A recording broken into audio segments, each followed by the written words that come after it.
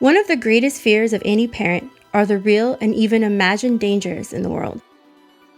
In California, the history of our laws and policies, especially after World War II, reflect this, and a desire to do anything and everything necessary to keep children safe. But despite all of the programs, the policies and laws directed toward protecting the most vulnerable among us, evil still finds its way to far too many children. In this episode of California True Crime, I discuss the murder of 8-year-old Cannie Bullock in 1979 and talk about the legal and social issues surrounding her death in San Pablo, California.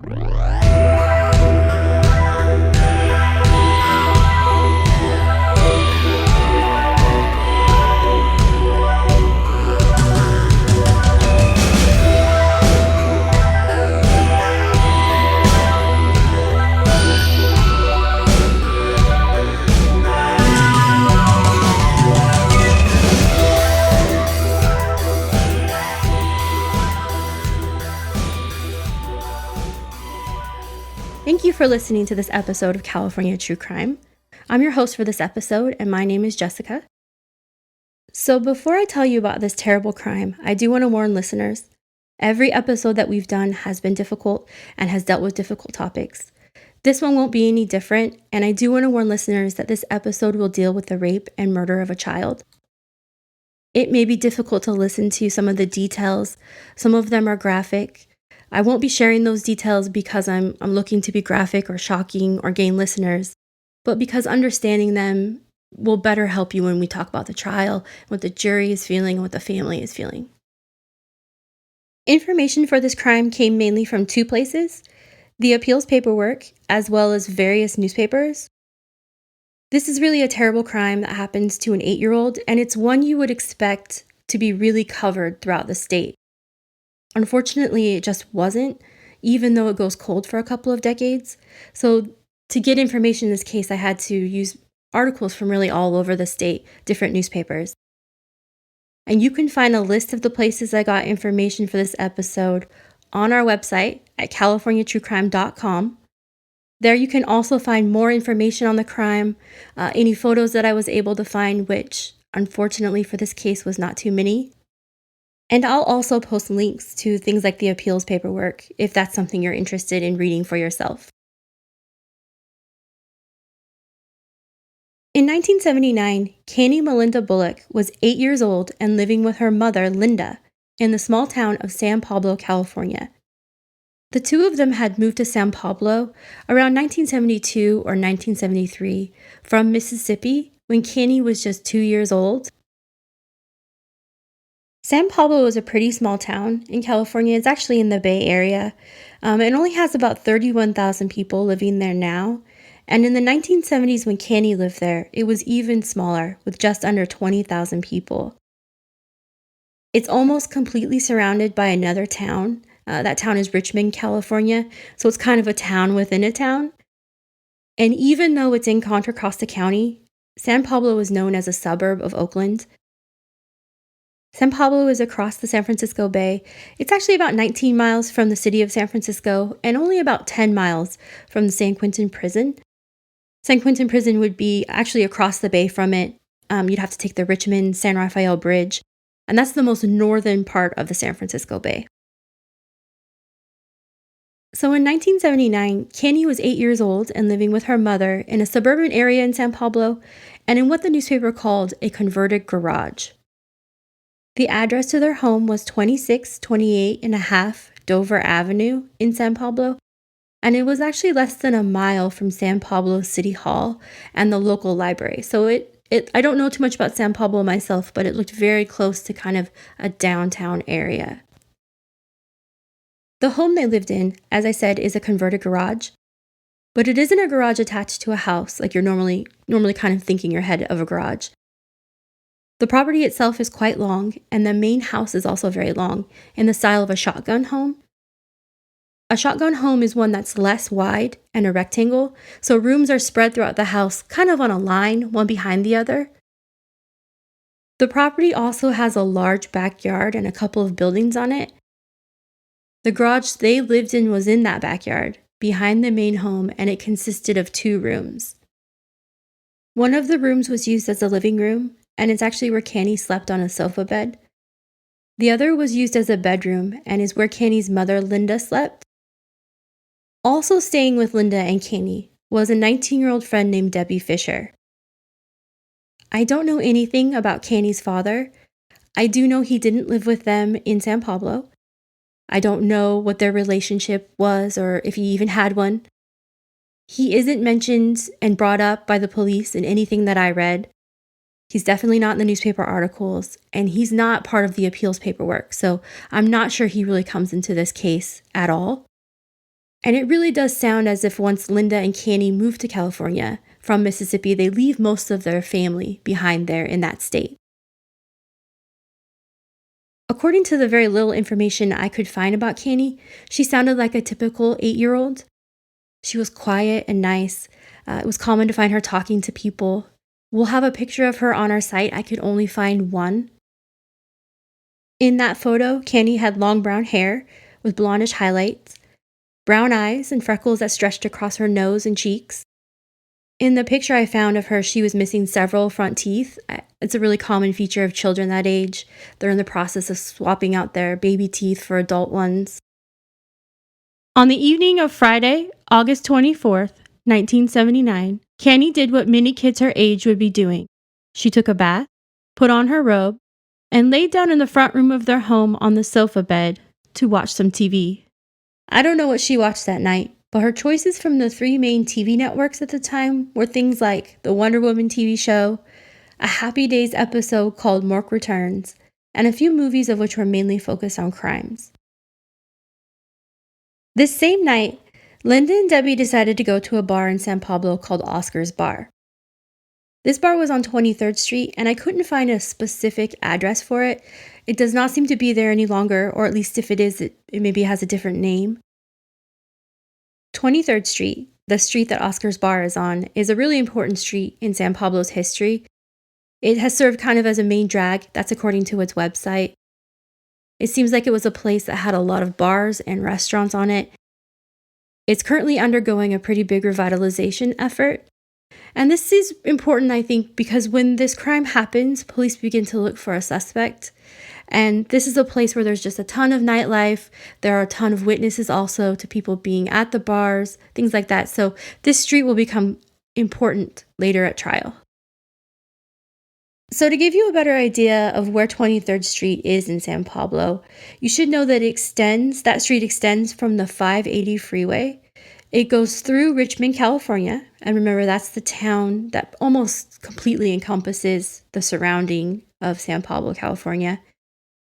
You can get to San Pablo Avenue, which is a very long street in San Pablo, California, and it's about a 3-mile stretch of road. It also goes across Dover Avenue, and that's the same street that Linda and Cannie live in. So their home is actually only about 3.5 blocks or 0.5 miles from 23rd Street. So it's just a short walk from their house to 23rd Street.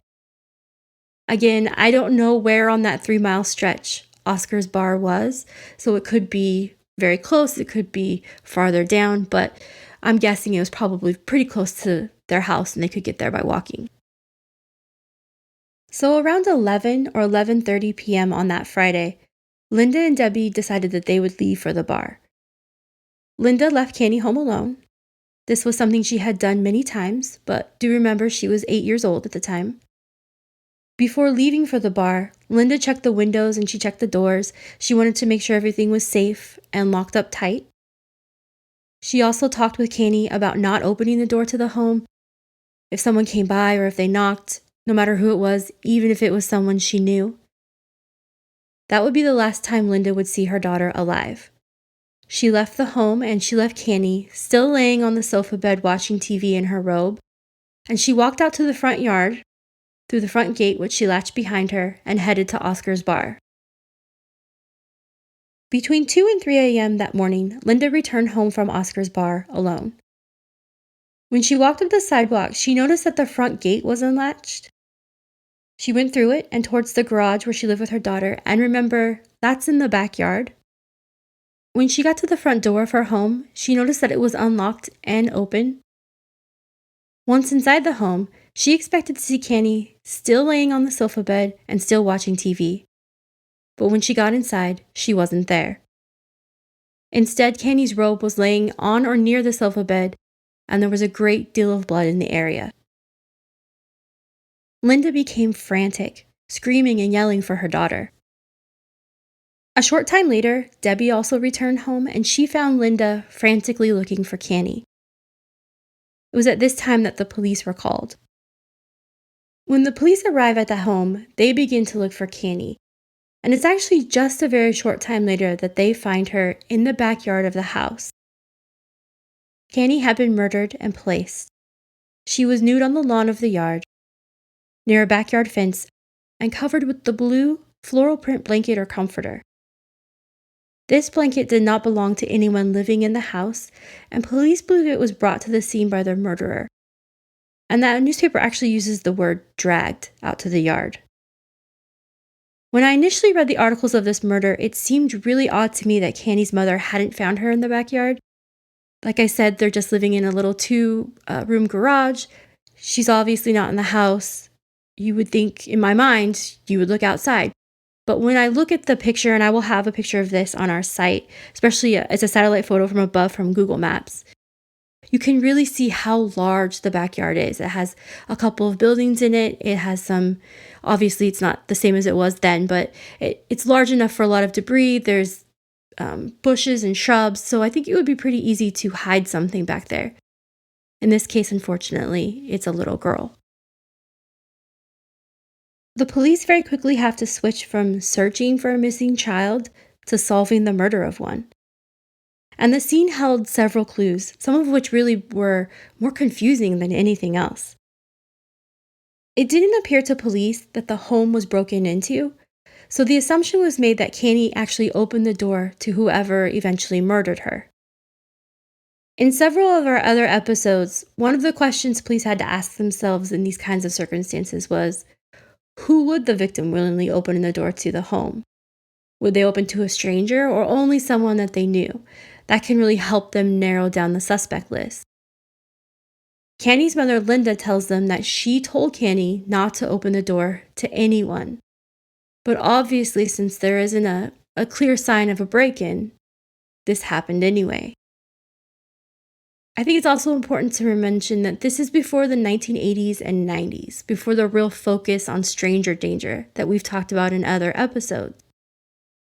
So even though Linda tells the police that she had told Cannie not to open the door, later at trial, Linda's friend Debbie would say that, quote, but she, meaning Cannie, would have opened it. Cannie was just a loving child. So whether the person at the door was someone Cannie knew or a complete stranger, that was really hard to narrow down on that first night based on her just opening the door. What was clear to police was that the 8-year-old suffered a terrible, violent assault that most likely occurred inside the home. The motivation for the assault was sexual, and an autopsy confirmed that Cannie had been raped and then manually strangled.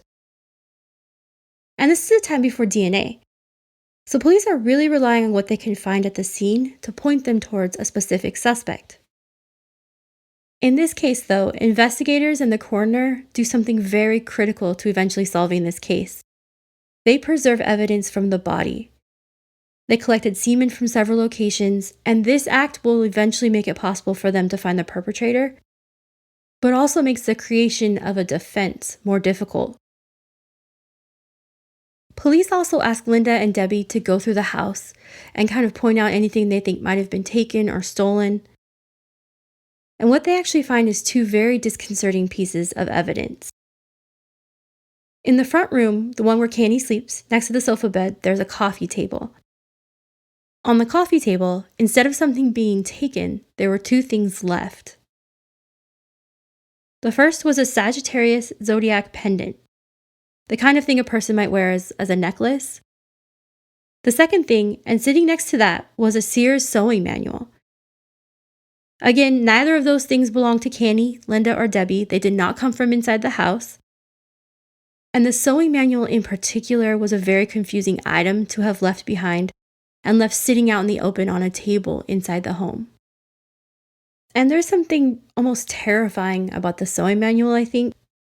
The jewelry I can understand, maybe it came off in a struggle, but the sewing manual just seems like it has no place.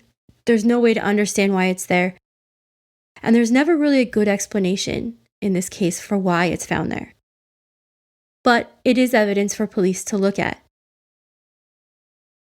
The other avenue that police are going to pursue was to talk with Linda and Debbie and find out who was in their life and who would be coming to the house. The police sat Linda down and asked for a list of people who had been at the home. People who Cannie might know, people she had met, anyone that she might open the door for, anyone that she would know, anyone basically who had ever been to the house or in their lives in any way, shape, or form. What the police find after talking with Linda is that people coming in and out of their life and home, particularly men, is very common. Years later at trial, Linda will testify that she had men over frequently to have sex. She will also testify that those men did not have access to Cannie. She didn't expose her to them.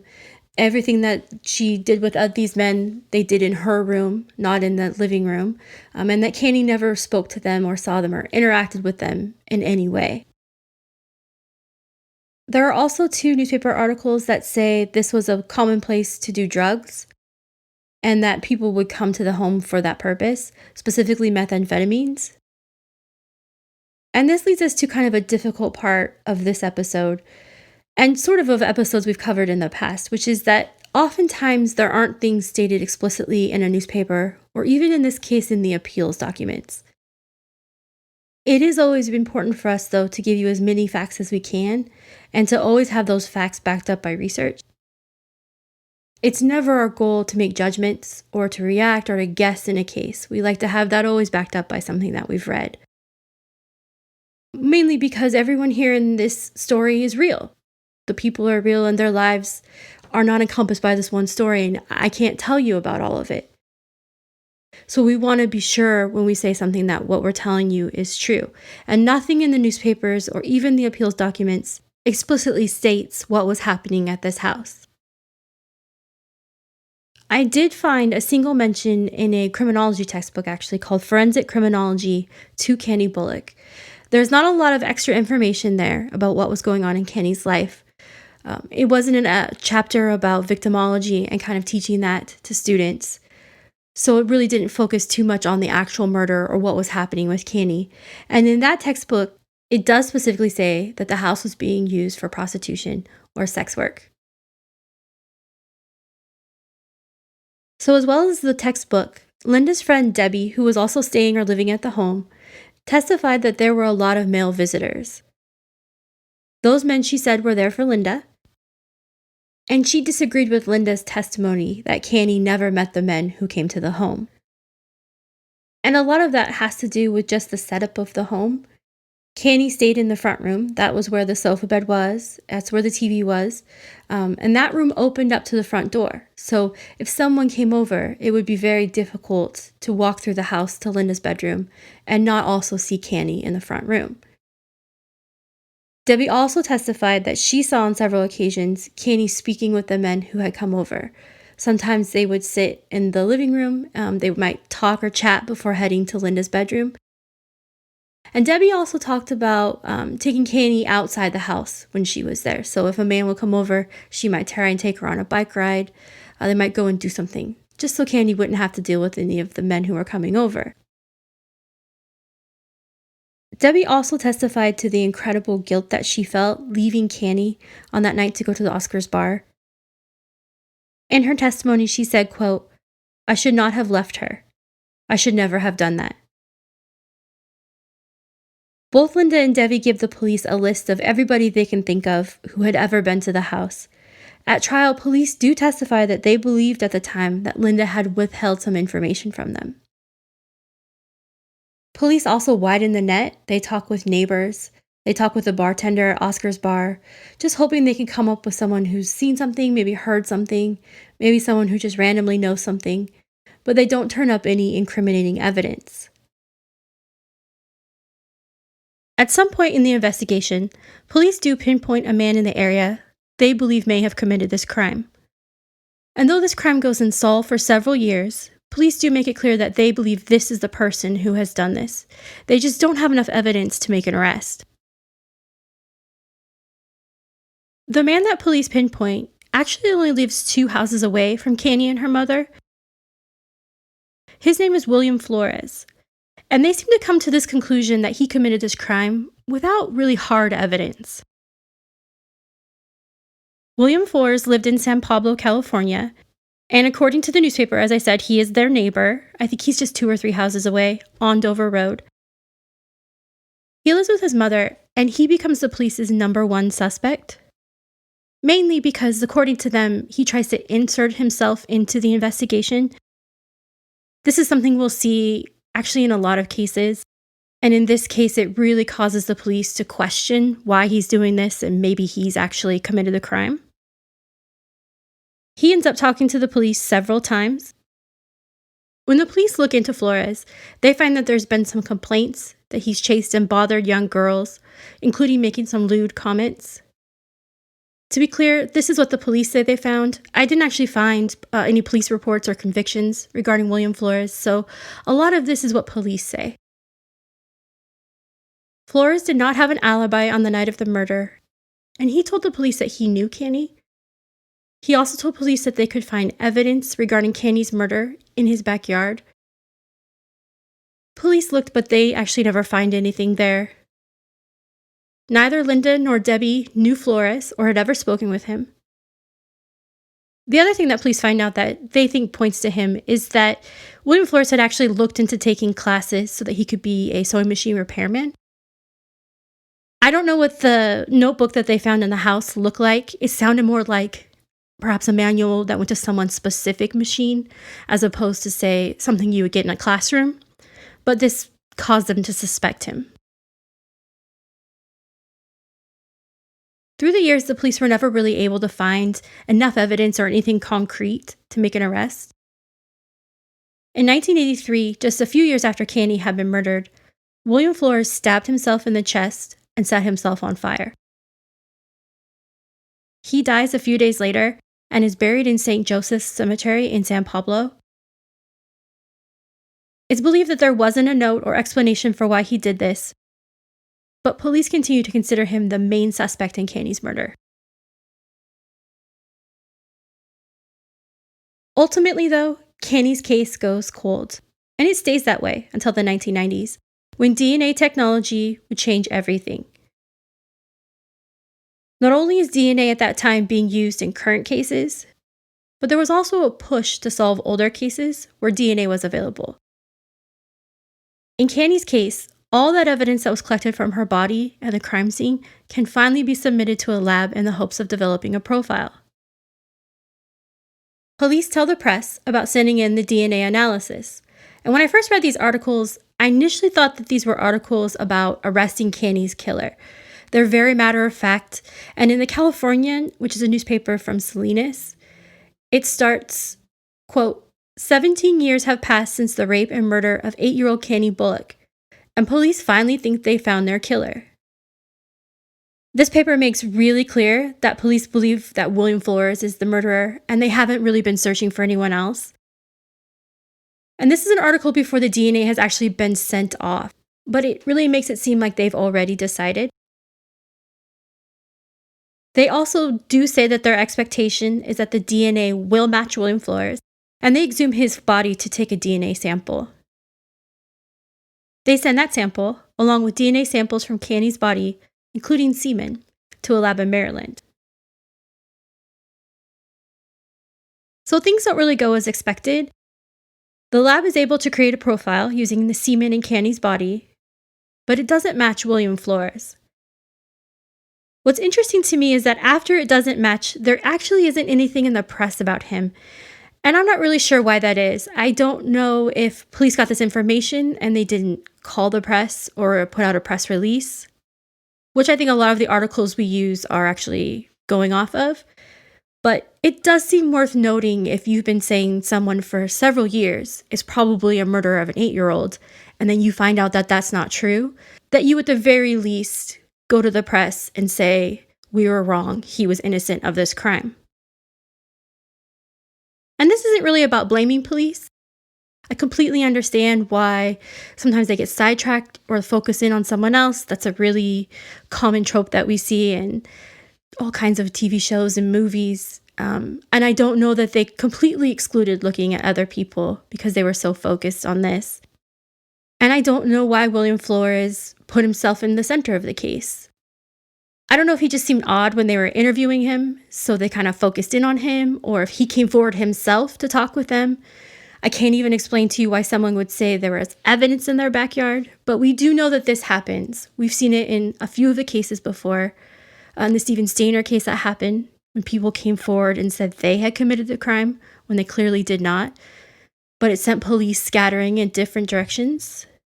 So I think this is a really tough thing to know exactly what was going on. But either way, William Flores does not match the DNA. The other thing that might have influenced police is that at trial you find out that William Flores' sister had come in and actually done an interview with the police. I imagine they had reopened the case and were looking at everything and asked her to come in. According to police, she tells them several things that make them think, yeah, William Flores might be the person who did this. And I think this is a situation of memory and how it can change over time and change when you're given new information. The police are telling you your brother did this. You might look at things that had happened in the past a little bit differently, even remember them incorrectly. One of the things that William Flores' sister tells police that she remembers is that she remembers her mother, who was deceased in the 1990s, that she had helped her brother cover up a crime. She also remembered her mother saying that there was a note when he committed suicide. And she tells police that when she was younger, her brother also assaulted her. At trial, William Flores' sister will actually recant most of these things or say that she doesn't remember telling police them. And I think that, like I said, might be an issue of memory, or it might be an issue of being influenced by certain information. Either way, when police have information and they finally know that William Flores is not their killer, I do think the right thing would have been to go to the press. They've named him already in the press, and even though he's already deceased, being accused of committing that kind of crime is very terrible, and they should set the record straight. So we'll just say it clearly here. William Flores of San Pablo, California, who died in 1983, did not kill Cannie Bullock. Were you traumatized as a child by watching Unsolved Mysteries? Do you like to judge facial hair? Guess what? We have a podcast for you. Can you believe it? It's called Perhaps It's You, and it is an unofficial Unsolved Mysteries rewatch podcast. We're your hosts. I'm Samantha. I'm Liz. We're two cool mystery ants, not really, watch an episode of Unsolved Mysteries each week And tell you about it. We update you if any of the mysteries have been solved. We rate the episode on a scale of Robert Stacks. We can give episodes a possible 5 out of 5 Robert Stacks, although it rarely happens. Very rarely. We also complain about what everyone is wearing. And it doesn't really matter if you know anything about Unsolved Mysteries or not. You should tune in because it's the #1 podcast on iTunes. Yeah, you can find us on Google Play, Apple Podcasts, most podcast platforms. You can also check out our website, perhapsitsyou.com, or find us on the social medias at Perhaps It's You. Yep.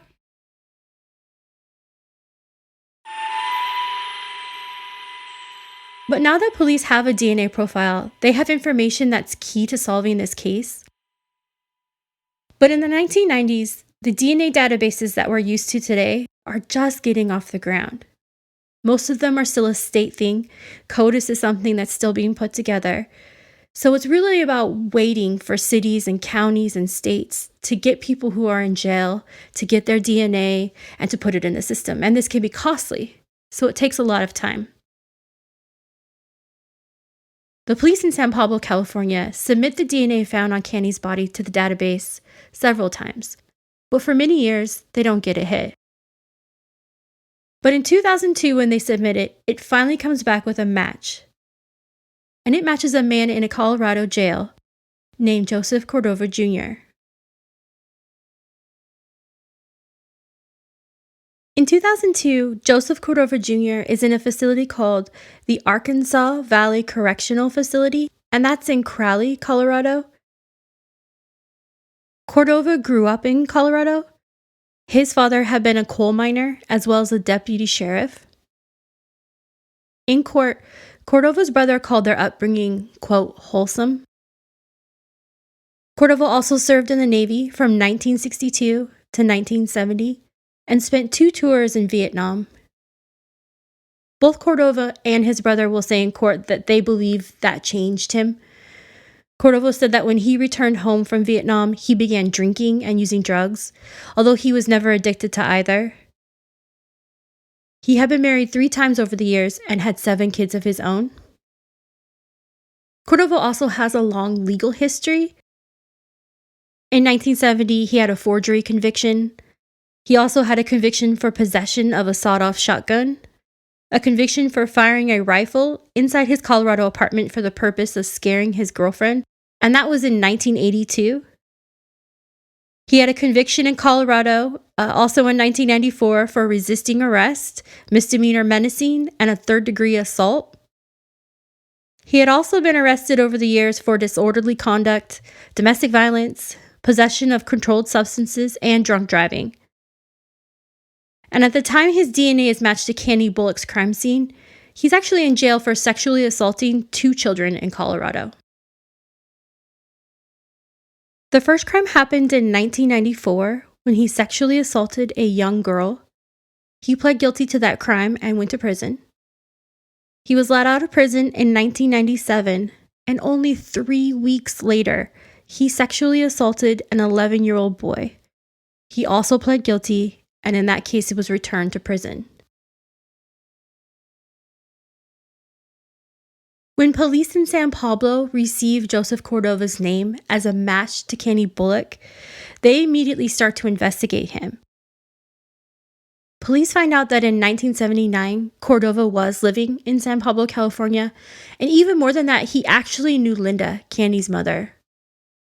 The 2 of them had spent time together and knew each other, but his name had not appeared on the list that she gave police when they were asking about who had been to the house, even though it comes to light that he had been there. Detectives from San Pablo, California, traveled to Colorado to interview Cordova. So I think we all know that DNA is really good evidence, especially in this case, which we'll kind of discuss in a bit how good it is, but the police want a very strong case before they make an arrest, so they go there with the intent to interview him and hopefully gain more information into what happened that night. That interview is taped and it will also be shown to a jury. In that first interview, Cordova will confirm that he lived in San Pablo. He also told police that he spent time on 23rd Street. That's the street that Linda and her friend went to the night of Cannie's murder. He also remembered knowing Linda and had a vague memory of a friend that she had. So in 1979, he admitted he was living in San Pablo, as I said, but he said that later that year, in October, he moves to Canada and then to Colorado that same year. It's interesting to note that that move in 1979 would happen just 2 months after Cannie's murder.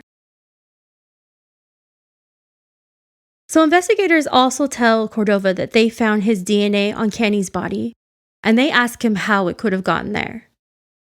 Cordova had an interesting story when he said that he remembered a night, a Friday, he said, where he picked Linda up at a bar.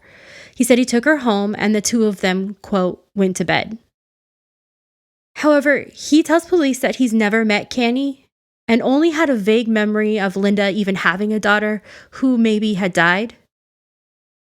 After having sex with Linda on that Friday, he said he left early in the morning. He had no contact with anyone else at the home. And he said that he didn't even see Cannie or anyone else as he left. He also could not remember the exact date that Friday was where the 2 of them had sex. The investigator took the interview back to California, and they continued to look for evidence in the case. Cordova is actually interviewed one more time, and this time by a Colorado detective. And this is at the request of the police in San Pablo. It's really expensive, I think, for police to be going back and forth to interview people, but it is also really necessary because they're very close to making an arrest. The police sent a picture of the Sagittarius pendant that had been left at the home by Cannie's murderer. The Colorado detective asked Cordova if he recognized the pendant, and he actually says that he did. He had seen some of them like it in stores, but had never owned one himself. He also recognized the pendant as a Sagittarius symbol without being told what it was. I looked for Cordova's birth date, assuming it would correlate with the Sagittarius pendant. It's not something that comes up specifically in the trial papers or in anything that I read, so I wasn't really sure. I mean, obviously, if that matches his birth date, it's important evidence and it's something they would present. The appeals paperwork is more about finding things that are questioned that someone can actually make an appeal from, so they don't include everything that has happened in court. But I used the information that Cordova was born in Colorado to try and find a specific birth date. I couldn't find anything with his actual birth date on it, but in November of 1944, there was a baby boy born with the last name Cordova in Colorado. Now, I think Cordova is probably a pretty common name, so it's entirely possible it wasn't him. But that does fit with his age. It also fits with his name. So it is possible that's him, and that date would be around Sagittarius.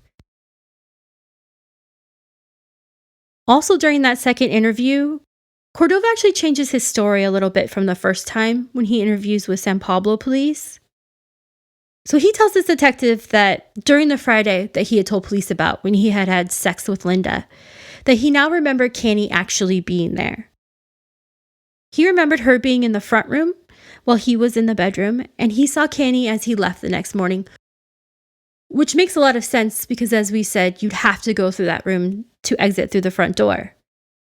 He also posited a scenario in which his semen got on Cannie because he had left some on the sheets of Linda's bed. He said he thought maybe Cannie got into bed with Linda after he left and the DNA transferred to her. At trial, Linda will testify that she doesn't remember Cordova and that she also didn't have sex with anyone that Friday or the week leading up to the murder of her daughter. Police also confirmed that when they arrived at the house to look for Cannie, they remember seeing Linda's bed and that it was, quote, neat and undisturbed, as if no one had used it. So they do back her up that there was probably no one there that night. Linda's friend Debbie, however, will testify that she did remember Cordova and that she recalled him going into Linda's bedroom. Not that Friday, but on another date. In 2002, after both interviews, Joseph Cordova is arrested for the rape and murder of Cannie Bullock. He's brought to California, and the trial will begin in December 2006. 27 years after her murder, police, the prosecution, the town of San Pablo, and loved ones of Cannie Bullock plan to hold someone accountable for a horrible crime. But unlike the crimes Cordova pled guilty to in the past, this time he will fight the charges. At trial, 2 men are presented to the jury. For the prosecution, Cordova is a violent killer who has hurt multiple children. For the defense, however, Cordova is a loving father, a brother, a friend, someone who's being railroaded by the police because they can't hold the right man, William Flores, accountable. So the big bulk of the prosecution's case is actually built upon the DNA. So that's something the defense will try to attack. And they do so in basically the same way Cordova did when he interviewed with that second detective. The defense will put a forensic scientist on the stand who will try to make the case that the DNA found on Cannie got there through transfer. Their biggest problem, however, is that the DNA they used to find Cordova was from semen, and it didn't come from her clothes or skin, but from inside of her in several different places. And that makes the probability of transfer even more unlikely. And this, understandably, is very uncomfortable evidence. But it is important to know what happened to Cannie, and what she went through that night must have been absolutely terrifying. But also because I think sometimes people are swayed in cases where someone uses transfer, and this makes that really impossible. And that's important to know. So on the stand, the expert, and this would be the defense's expert, would testify that DNA transfer in this way was possible, but admitted that it was highly unlikely. The only way it could have happened was if an, quote, undiluted semen sample was deposited on something wet, and then that wet thing came into contact with the inside of the victim. And remember, that would mean it would have had to come in contact with the inside of the victim in several places. When asked directly, which was more likely, that Cordova had committed the crime or that the theory of transfer was correct, the expert wouldn't answer the question. The other part of Cordova's defense was that they actually had the wrong man, and that William Flores, who police initially suspected had committed this crime, was actually the person who had killed Cannie. The defense calls Flores' sister to the stand to ask her questions about what she told police in 1996. On the stand, she told the court that she didn't really remember any of the things she had said. She didn't have a memory, for instance, of her mother saying she had helped her brother cover up a crime. And she felt that, looking back on it, that's something her mother never would have done. She also testified that if she had talked to police and at any time said her brother had committed the crime, that she was probably just, quote, being the mouthy person that I am. As we've talked throughout the episode, both Linda and her friend Debbie testified. Police also testified about the night they found Cannie. A former police officer in San Pablo also testified that he saw Cordova drinking in local bars in the area. That would be around the time that Cannie was murdered, something that Linda was also known to do. A woman named Cynthia testified that she knew Cordova when he lived in San Pablo. She said under oath that he wore a Sagittarius pendant around his neck. She also testified that she often saw Cordova and Linda around bars together. Cynthia did have a criminal record and was facing charges at the time, but there isn't anything that I could find that would point to her trading testimony, for instance, for a plea deal. Cordova's sister Vicky testified that he often wore something around his neck with a pendant, but she couldn't remember what that pendant was. Cordova's two victims in Colorado also both testified. I won't go over the details of that testimony or give those names because they were children at the time. But there were some similarities with the crimes. They both happened at night. Both of them woke up to the assault. And we don't know exactly what happened to Cannie or what started it. It does appear that she opened the door. So we don't know how similar they are, but it is important to note that he did plead guilty to both of those crimes in Colorado. It's also important to note, I think, how amazing it is that these two children would come to California and testify to their experiences in this case. At the end of trial, Cordova was found guilty, and the penalty phase began. During this, lots of people testified. Linda testified to her experience after Cannie was murdered and the things that she lost because of that murder, the impact of Cannie's death on her life. Cannie's uncle also stood up and spoke to some of these same things. Cordova himself had several people speak on his behalf, most of them trying to sway the judge for mercy.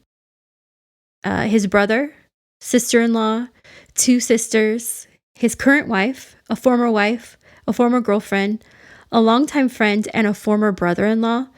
They would come forward to talk about Cordova, him being a good man, a good father, a hard worker. All of them were very surprised that the person they knew could ever commit this sort of crime. Cordova himself also testified on his behalf during the penalty phase. He told the court that he was innocent of all the crimes, both in this case as well as the crimes he had pled guilty to in Colorado. The judge asked Cordova what his thoughts were on what punishment he should receive. He told the court that he didn't really care, but he did feel he would be safer on death row than placed in a regular prison. He also said he didn't think he'd ever be executed. Cordova at the time was suffering from several diseases, including diabetes and hepatitis, and just kind of generally not a healthy person, so he didn't think he would make it long enough to actually be executed. On February 16th, 2007, Joseph Cordova received the death penalty for the rape and murder of Cannie Bullock. The jury that handed down the decision also agreed with Cordova that he would most likely never be executed by the state. They felt strongly that he be given the death penalty as a way of saying that they understood how heinous this crime was. Basically, it was a message. Cordova was sent to San Quentin prison and held in death row. In 2015, Cordova appealed his case to the California Supreme Court. All death row cases in California receive an automatic appeal. The main parts of his appeal included questioning the science of the DNA evidence. It brought up William Flores again, and it questioned whether or not the judge should have let the 2 children in Colorado testify. The court upheld the conviction in a 7-0 vote, and that's important because it didn't open the door for any other legal issues. There wasn't one judge who dissented, which often will give lawyers kind of a path to go down for more appeals. That didn't happen here. There wasn't even a single dissenter. On July 1st, 2020, after 13 years on death row, Joseph Cordova was found unresponsive in his cell at 4:08 p.m.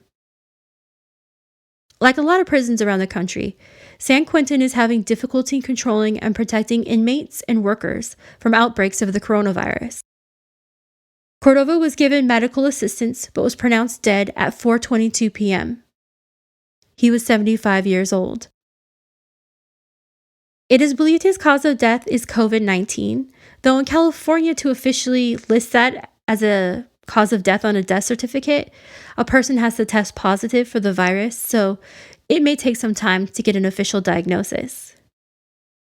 But just like both Cordova and the jury believed, he didn't make it to execution.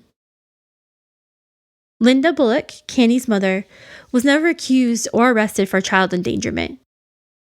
Police did look into that situation, but according to them, they felt that she didn't, quote, willfully endanger a child. And that's something that has to be proven under the law.